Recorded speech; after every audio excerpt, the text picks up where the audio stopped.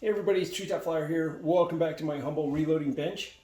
Today's video, I thought we would take a look and see if we can produce a cartridge that's equally good on the Lee Classic turret press as we can do in a single stage press. To do this, we're going to use the 308 Winchester case.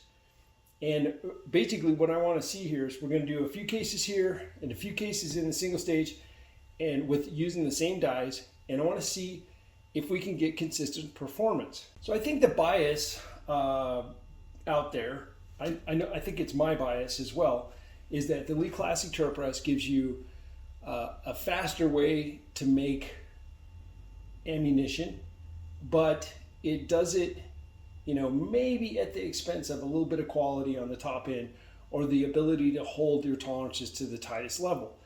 I think that's the assumption. Whereas the default being, if you really want to be serious and make a serious cartridge, especially a rifle cartridge, full-size cartridge, you're going to need to do that work on a single stage press. And what I hope to do in this video is to test that thought process. Is that true? So one of the reasons I think we probably kind of have that association or that thought process is because the Lee Classic turret press operates with a rotating turret. Now this turret is nice, it's handy, it speeds things up, but there's also a little bit of movement in this turret.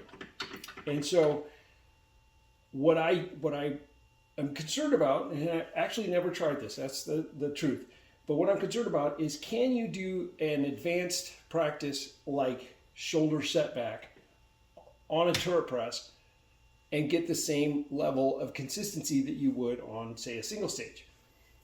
As far as the press goes, it's got good bones. It's got solid linkage. It's got a large ram. It's in a solid cast iron base with a lot of support material around the ram.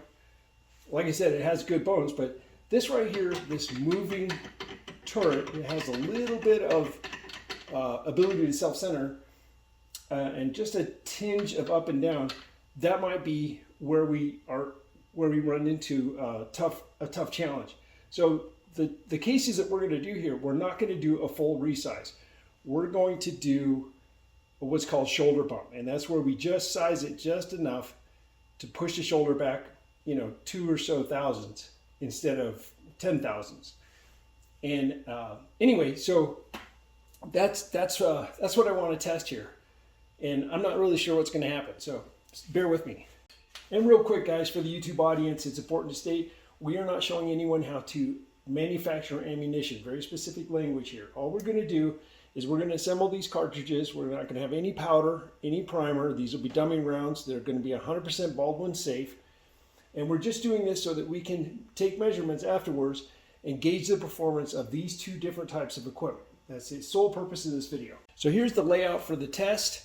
We have in this corner, wearing the green trunks, we have a 1968 RCBS rock crusher. This is an older single stage press, but it is super tight and super true, and so I think it's a great example.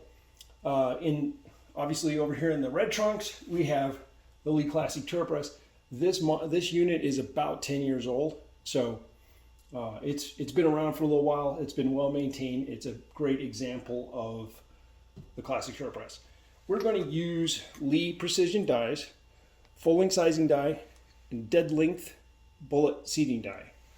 And we're going to put them in here, and then we'll set them up and move them over there. We'll be using comparators and things like that to take as many measurements as we can to try to assign some meaning to what we're doing. I've got a RCBS case master. We can look at runout, case runout. Oh, what else? The brass. This is probably the most important part. So I've got some fired brass. These are Starline brass. So kind of a middle of the road there. These were all fired multiple times in the same chamber, bolt action. The necks have lightly been turned to take off any of the thicker spots, and then fired afterwards a couple times. I'm going to go ahead and do a little annealing on here just so that they take the sizing better, so that we get a better, more accurate I'm just going to use a redneck method. I'm going to put it in a drill, spin it, and hit it with a torch. So let's move on.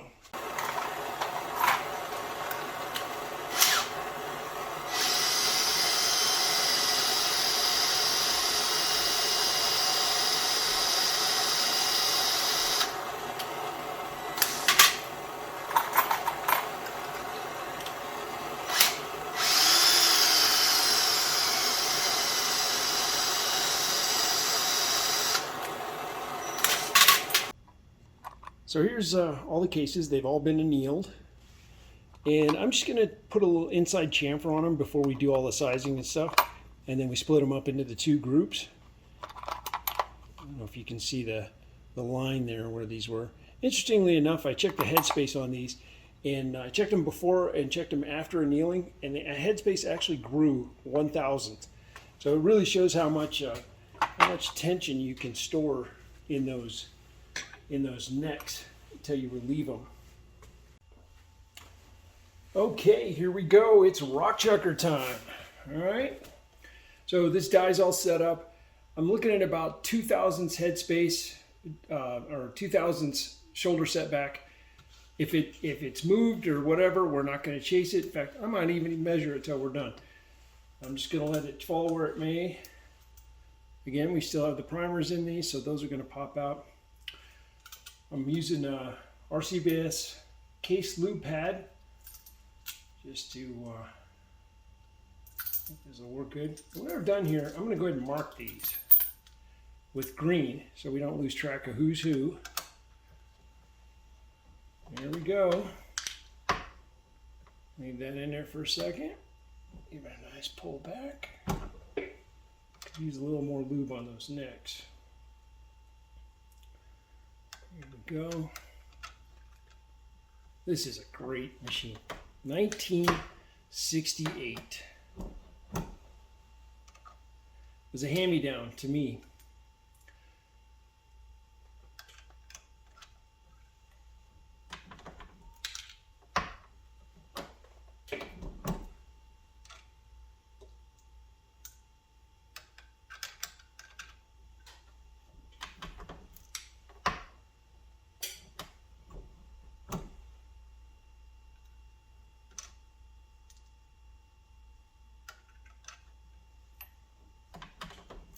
So if this is 3,000ths off or whatever, it isn't going to make a difference. What I'm looking for is consistency.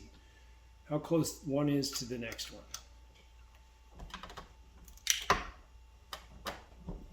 one. All right. Let's go ahead and wipe those babies off. I actually did 6 because that's how many cases I had to split. So there's 6. There'll be 6 of each one. I suppose if there's some weird anomaly, we can toss one out and omit it from each pile, toss the worst one out, or maybe we'll just measure them all. We'll see what's up. This is already a small sample size, so hopefully it'll give us something significant to look at. And we'll mark these babies with the green marker so we don't get mixed up. For the green rock chucker machine.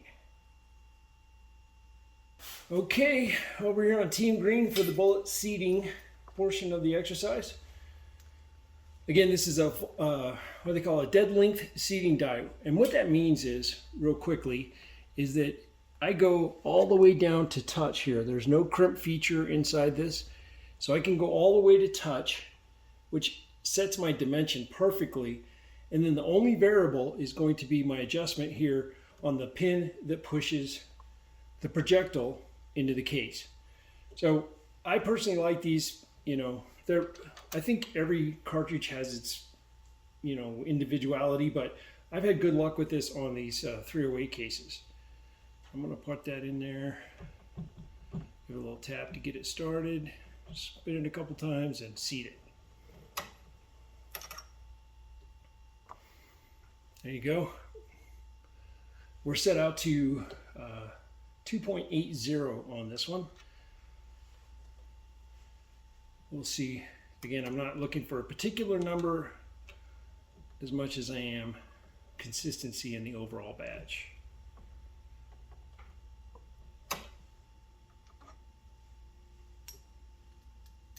These are Privy Partisan 168 grain, or PPU, I guess people call them.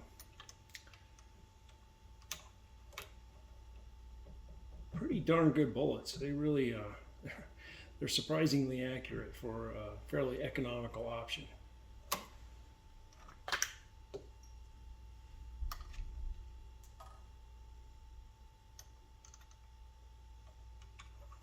See how it's going all the way down to the shell holder there?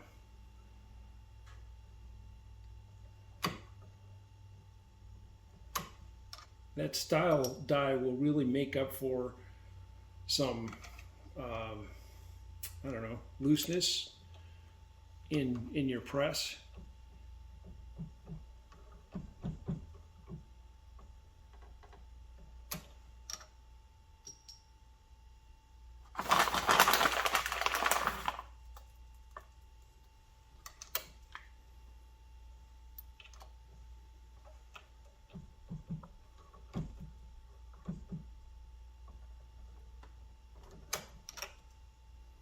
Beautiful. All right. That's it for Team Green. Now we got to do a little more setup over here on Team Red. So I'm going to pull my breech lock bushing off because the turret press doesn't use these.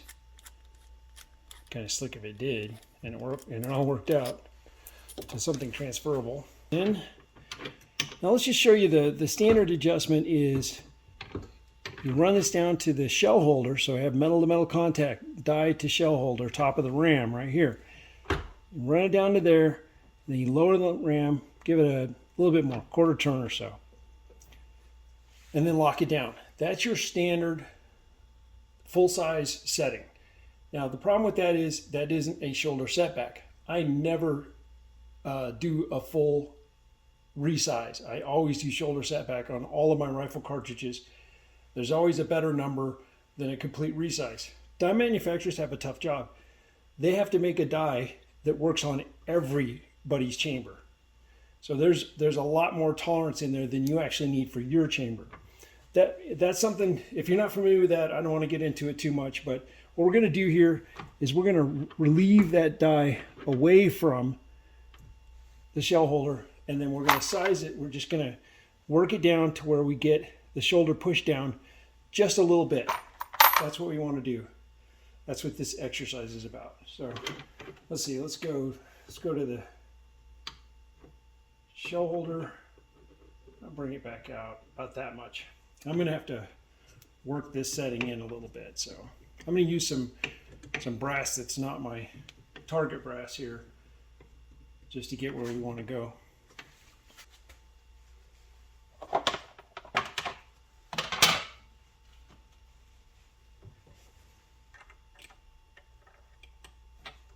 Oops, a little bit in the neck here.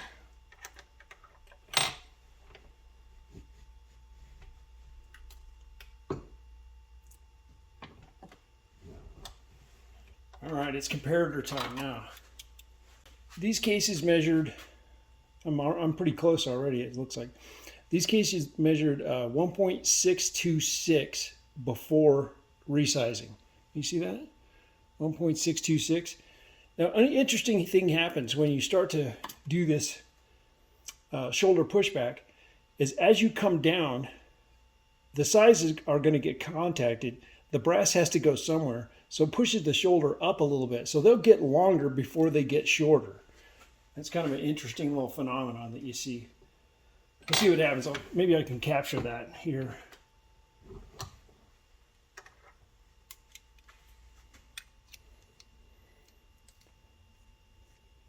Yeah, see, it's still, I'm still not on the shoulder yet. You can see that. So I like to turn these. If anybody want to know why I'm turning, I keep a little bit of pressure and I rotate them, and they'll find their center because of the angle and the flat of the blade here. That's technique. Some people have chewed me out for that. So I'm trying to get a specific number.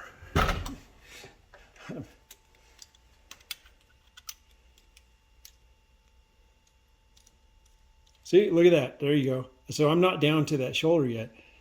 I've actually grown 3/1000ths on the shoulder. That's cool. I got to capture that. I'm going to leave that in, I think. So I'm just going to keep working this down.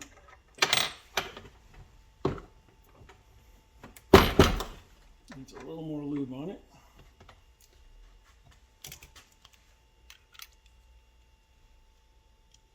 There we go. Now we're starting to push it back down again. See how that works? Kind of funny, huh?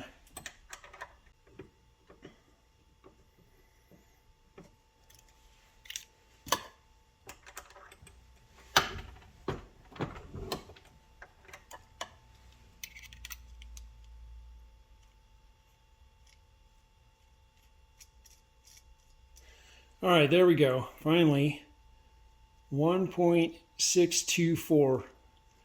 That's my shoulder setback. All right, let's do one all the way here.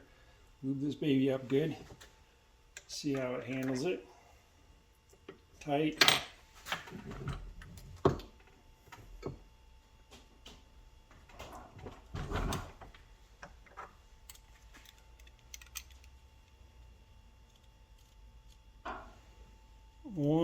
.624. Oops, there you go. 1.624. Again, I just rotate it to try to get the number. Oops. A little bit of pressure on it. Spin. It's about as good as it gets. Well, that looks pretty consistent, guys. I'm going to break right here and skip over and put the. I'm going to go ahead and do the seating die. Same thing. This one should be okay. I should be able to just, if I'm thinking about it right, I should be able to run it down to the shell holder. This dimension is already set in there because of the nature of this die. Very cool. Got to put a ring on this one.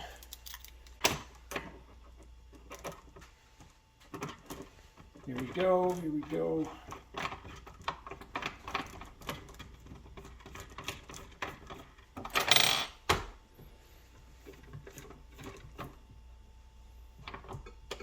There's my full stop.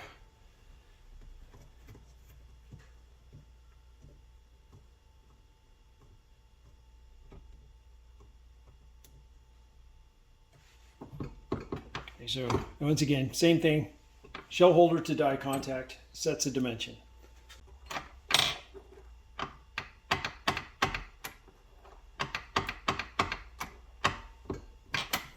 Let's see what that came out to.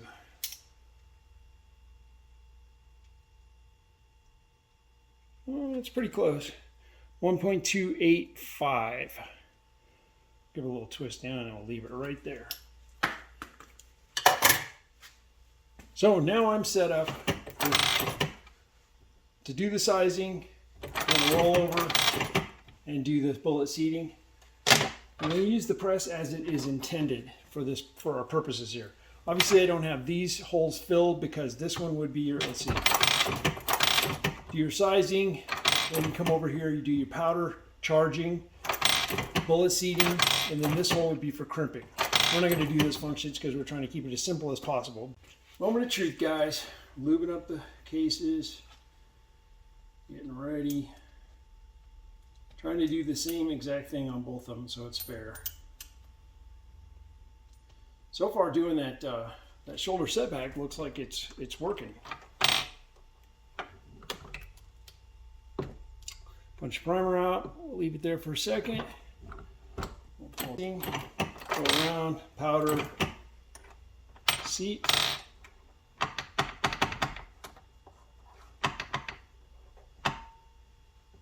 All the way down. Lead presses, guys, are kind of unique because they actually have stops in the linkage, not, they're not cam over per se. So that's a kind of a difference in the way Lee does things. Here you go. Here's our first test round. Again, no powder, no primer. It's a dummy round.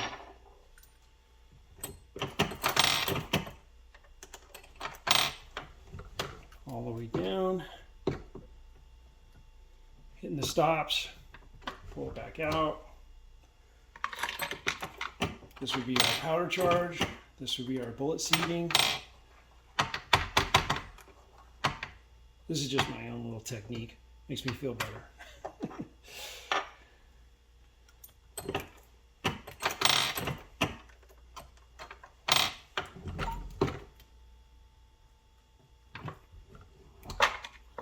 Normally we go down and install a primer right there. That's powder. Insert the bullet.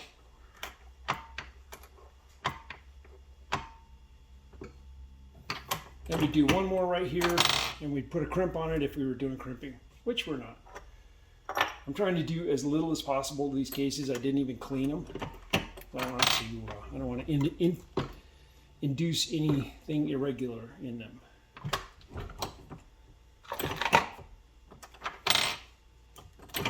See, I'm using the auto index feature built into this press. The fact that the die is indexed is unique to this press, as far as I know. I don't know if there's any other ones that do that. Just the Lee products. The other ones you have to, rotate them yourself manually. Really should focus. Focus, tree top.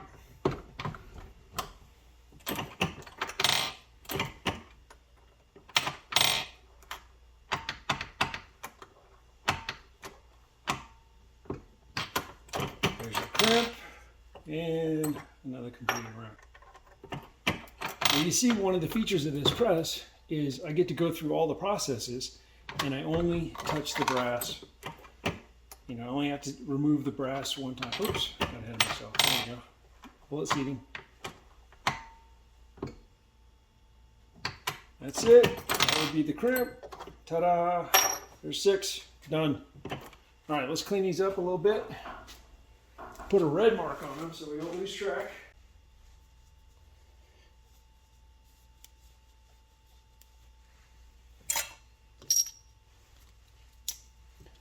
Team red.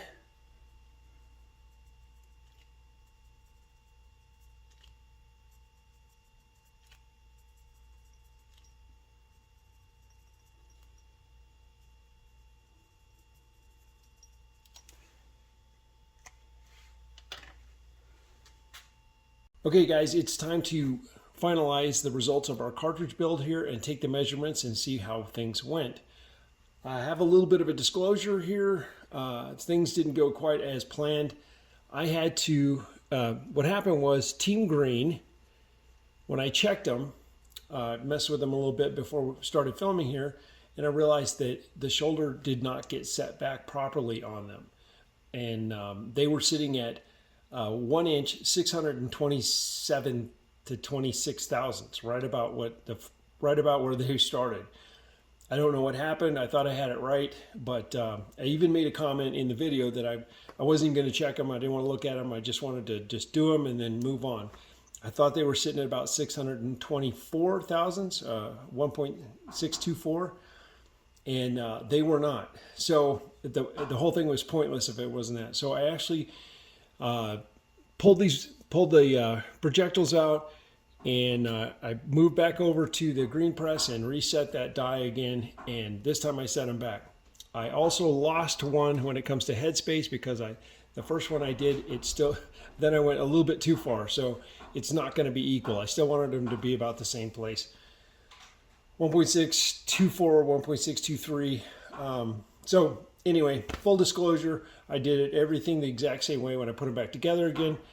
But I'm a little disappointed. I'm a little frustrated, to be honest with you. But I do like to do these as real as possible because that's the whole point, right? So I put these numbers up here so we have a little reference here. So the fired case, the original fired case was 1.626. That is the fire formed case. So I put my target being 1.624. Now remember, when I hit these with the heat, when I annealed them, they actually got 1,000 longer. So technically they were 1.627 starting out. But I still keep the same amount. I want to go back 2 thousandths from the fired the fired state. Anyway, so let's go ahead and press on the best we can.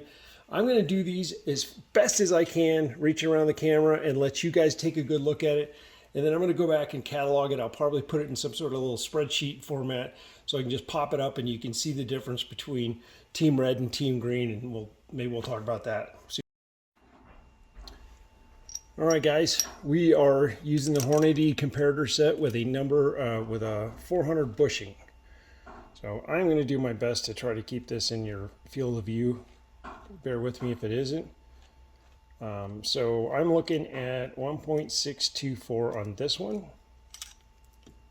One of these is going to be a little short.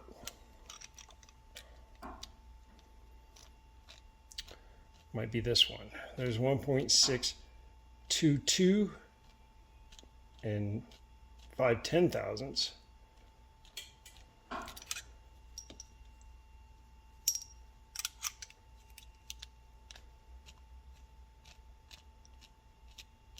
This one looks like it's settling out at 1.623.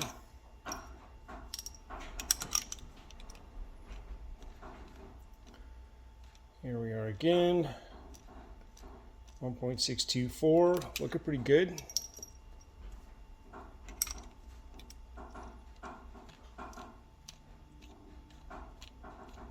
$1.6245, half a thousand sneaking in there. Do this again. It's wandering around a little bit. Yeah, 1.624 and a half.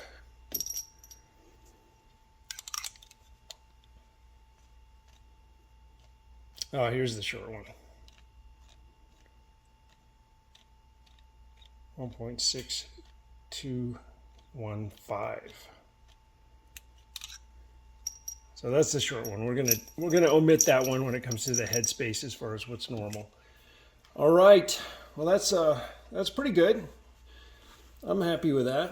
I think a human hair is about 2.5 thousandths. So we're talking tiny fractions that we're chasing ourselves around here.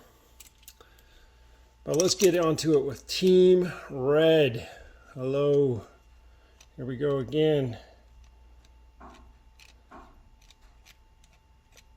1.625.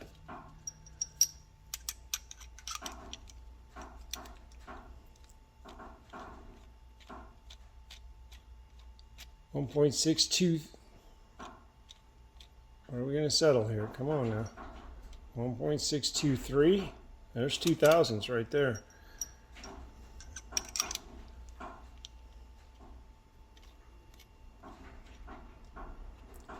$1.623.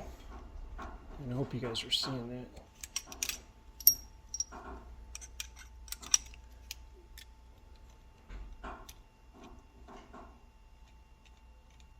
$1.623.5. Oh, let me trailing off here. What's going on? Except that.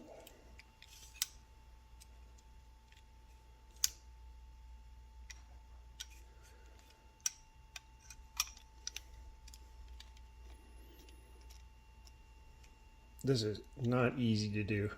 Got a cramp in my arm. 1.623. That's what we're going to call that one.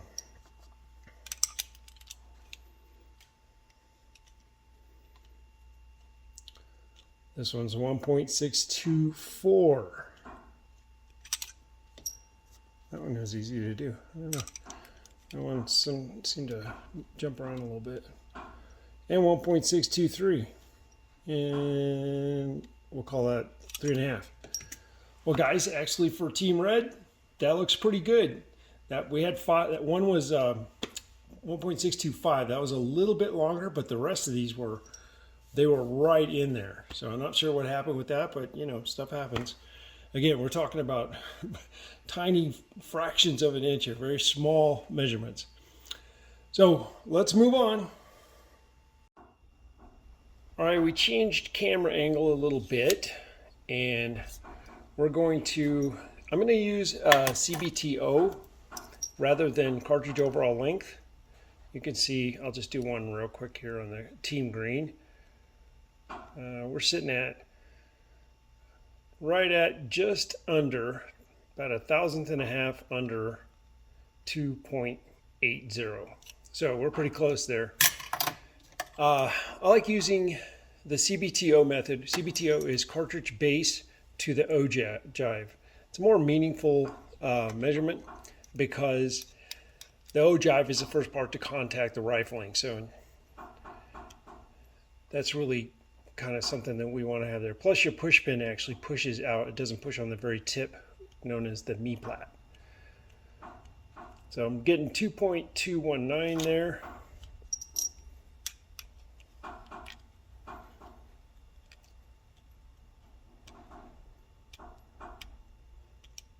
What do we got here? This thing's bucking around. I might have to change my technique here a little bit.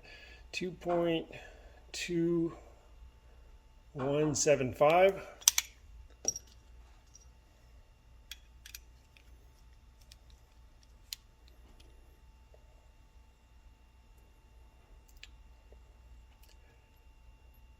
.218.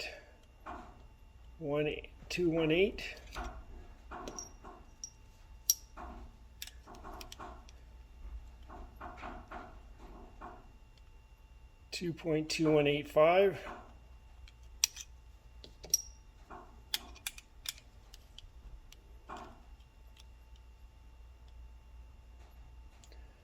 2.219.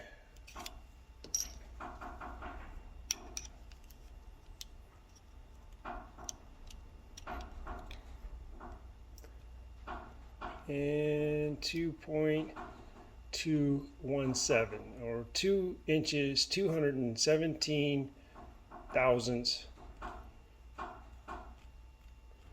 and 5 10,000ths, or half a thousandth. So that doesn't look too bad. All right, now we move over to Elite Classic Turret Press and Team Red.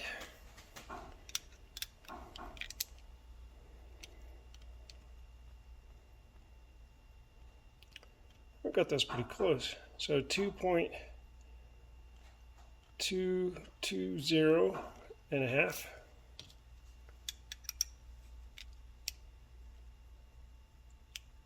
2.219. Oops. Hold on now. Where's it going to be? 2.219 and a half.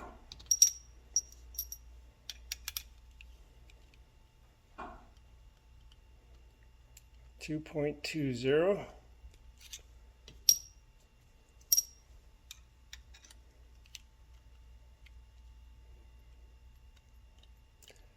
2.205.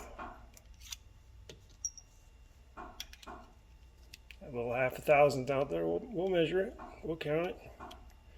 2.20. Whoops, lost it. Center up. There we go. 2.20. This one's bouncing around a little bit. It's climbing up on me. Looks like it's most consistently 2.219 and a half.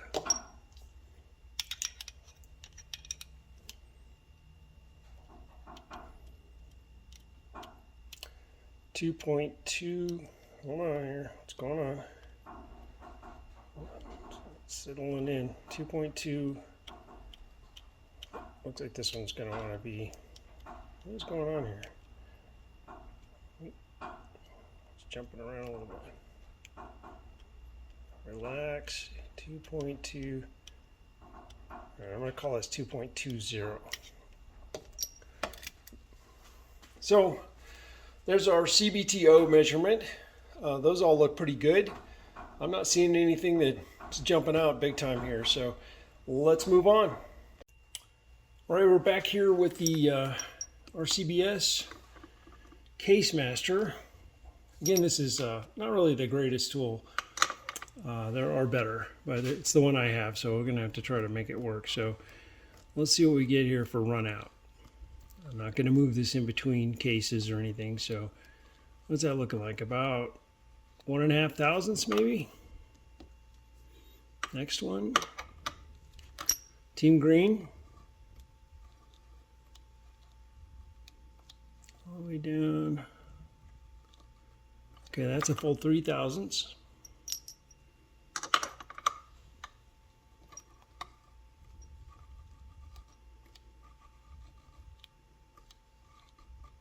That's a full 3/1000.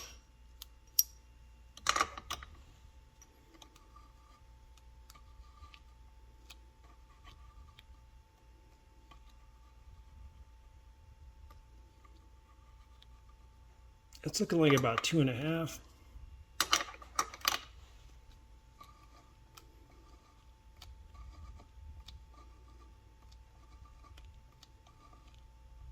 That's about 1.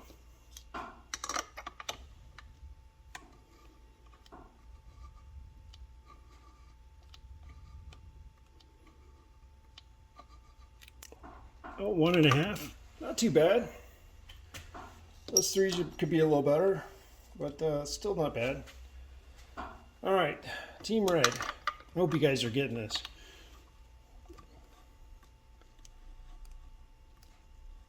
This is the classic turret press. That looks like about 2.5 to me.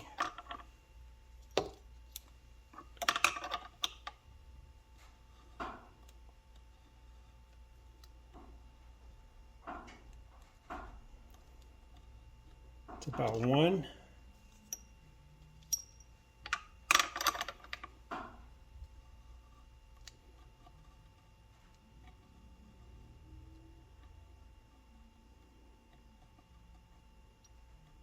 That one looks like about 2.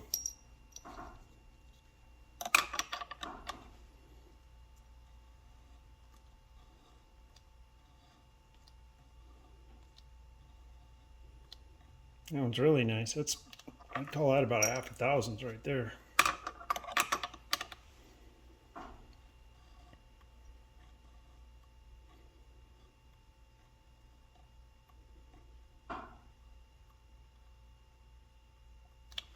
$2,000s. Da-da-da-da-dum. Last one. So far, it's a pretty good run. See if we get one that throws it out. Well, that looks like a little bit more. Dang it. You're having a good run there. See here, let's see. This is...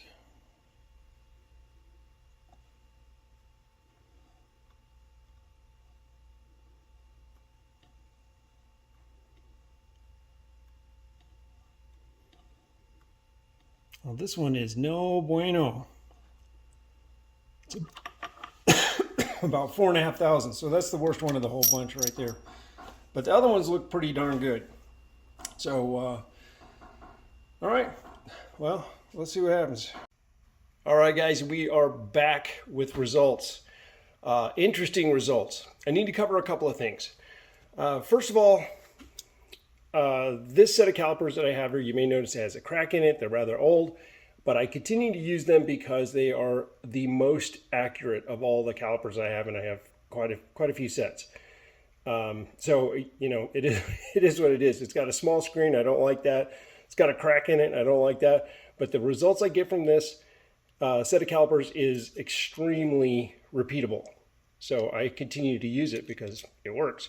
I'm saying this because the results that I compiled are really tight. So I just want to drill down a little bit on how we think about things. Another thing I didn't note before, I went ahead and sized a case all the way down. So you may remember my headspace was 1.626 on a fired case. And this is a full resize down to the shell holder. 1.618. Now you remember we were targeting 1.624 for a slight setback on the shoulder.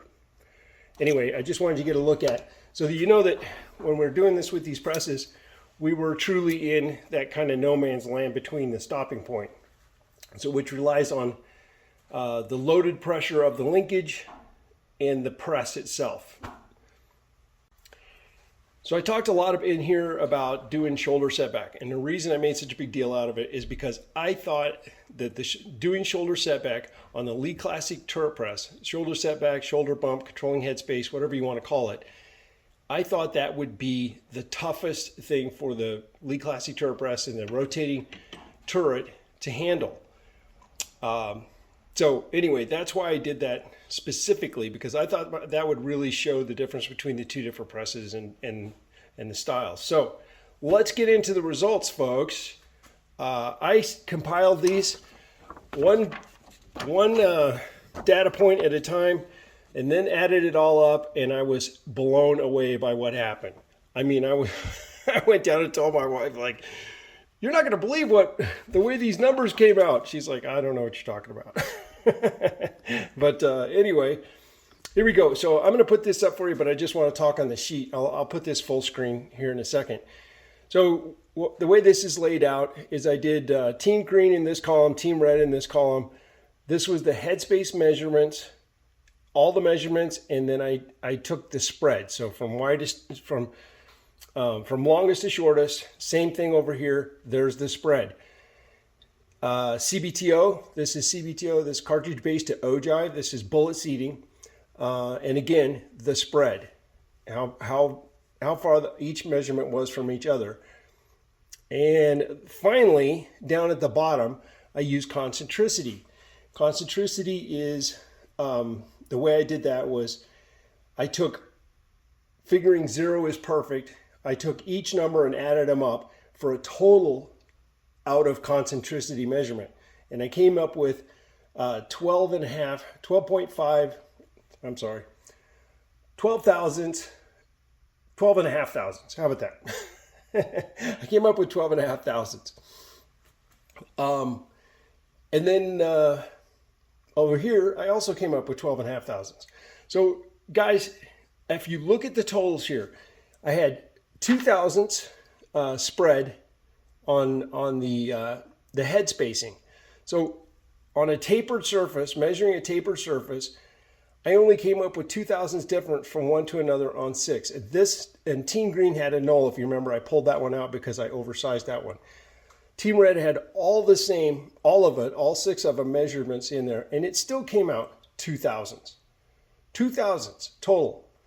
And, you know, again, measuring, I could probably go over all these again. I might come up with something slightly different because of human error, but it's not going to be far from that. Then we look at cartridge base to ogive.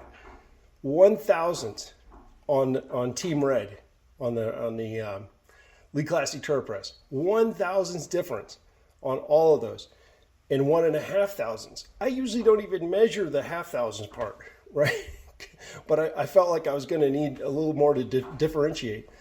Then we go to concentricity. They were the same. Now, just a word about concentricity. I'm a little embarrassed by those numbers. Usually I don't get much over 2 thousandths in concentricity.